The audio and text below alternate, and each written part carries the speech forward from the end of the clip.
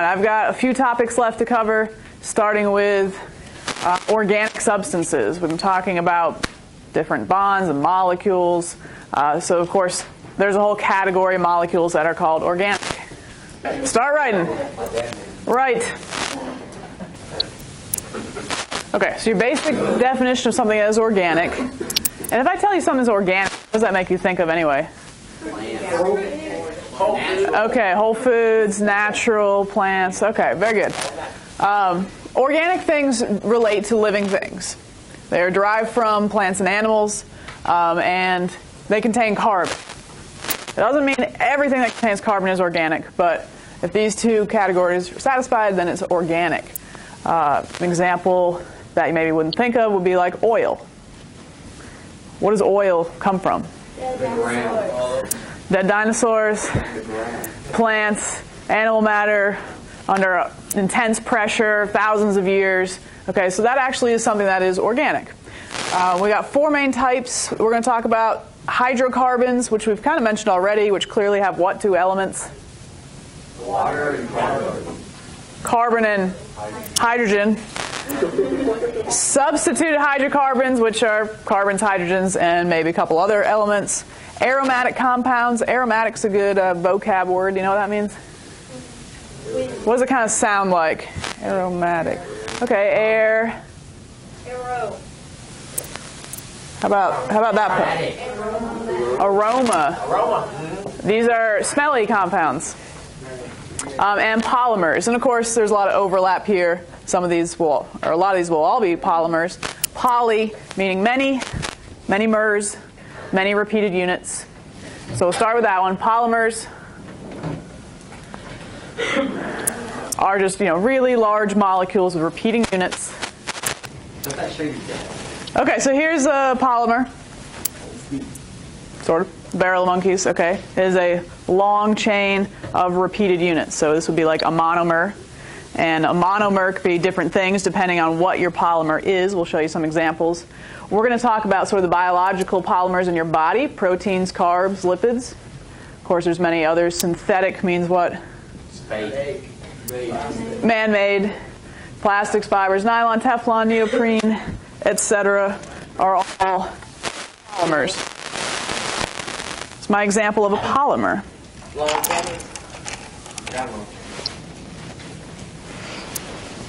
Okay, so we're talking about biological polymers in your body here for a moment. You'll talk a lot more about these in biology. You'll probably have a whole unit on these three: proteins, carbs, and lipids. So in a protein molecule, the individual monomer, the individual repeated unit, is called an amino acid. Now, not all amino acids are identical. There's like 20 or so in your body. And where do you, like when you eat protein, like what are you getting that from? Meat. Okay? You want proteins in your body, you usually have to eat meat.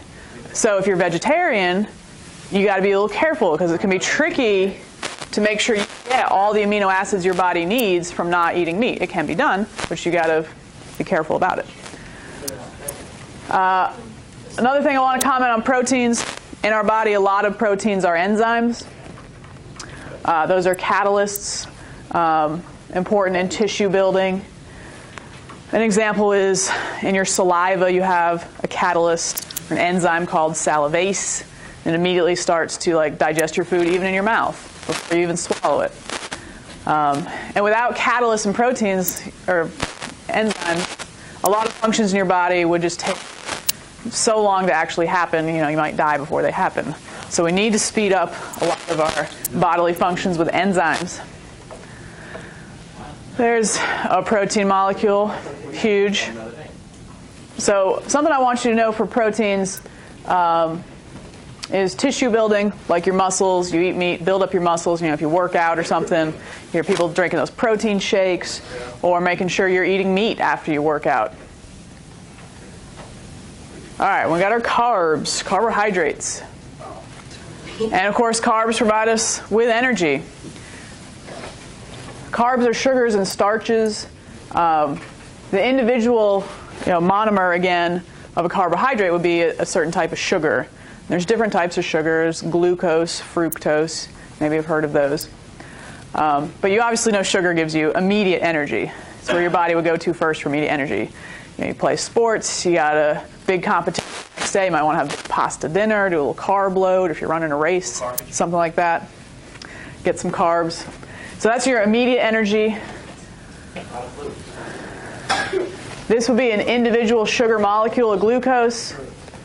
If a bunch of those are bonded together, that would make a starch molecule. All right, and then lipids, your fats. And this is more of your long-term energy storage. If you've used up all the energy from your carbs, what's your body going to burn off next? Well, your fats, which is why the Atkins diet was so popular a few years ago.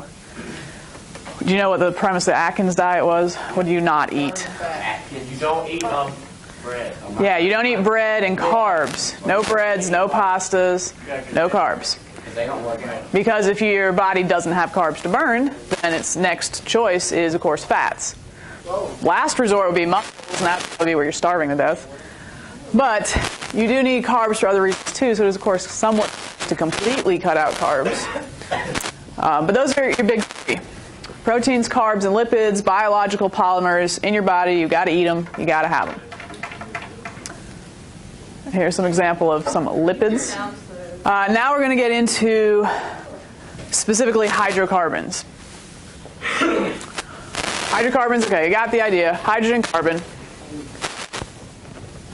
They are combustible, like your propane. You've got a gas grill at home or something, probably use propane. Is an example of a hydrocarbon, your gasolines, jet fuel, diesel oil. These are just long molecules made of C's and H's. You can also make plastics out of oil too.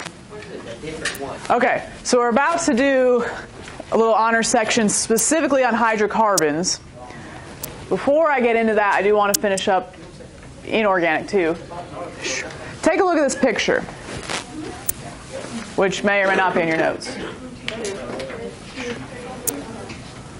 What do you notice about the name and the pictures? Is there any relationship you can come up with looking at the names and the pictures?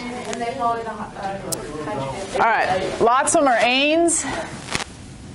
What about these enes? What's the difference with the picture? They have 6 lines, or they have 6. They have 11. Okay, this one has 6 total lines, you're right, but what I wanted you to notice was they have a double bond. Okay, so we'll talk about the ene, meaning double bond, the ane, meaning single bonds, in a moment, but skip to just these last 2 slides. Okay, so we talked about organic, inorganic, well, opposite of that. Doesn't relate to living things. So typically does not contain carbon and does not relate to living things. Make sense? So here is a random list of inorganic examples. This one, water is interesting too because it's, of course, relates to living things. All living things need water, but doesn't have carbon in it. We just picked some random examples. Copper, aluminum, water, argon, and some uses for them. These would certainly be considered inorganic. If you were asked to come up with anything inorganic, you could pick any element you wanted, except carbon.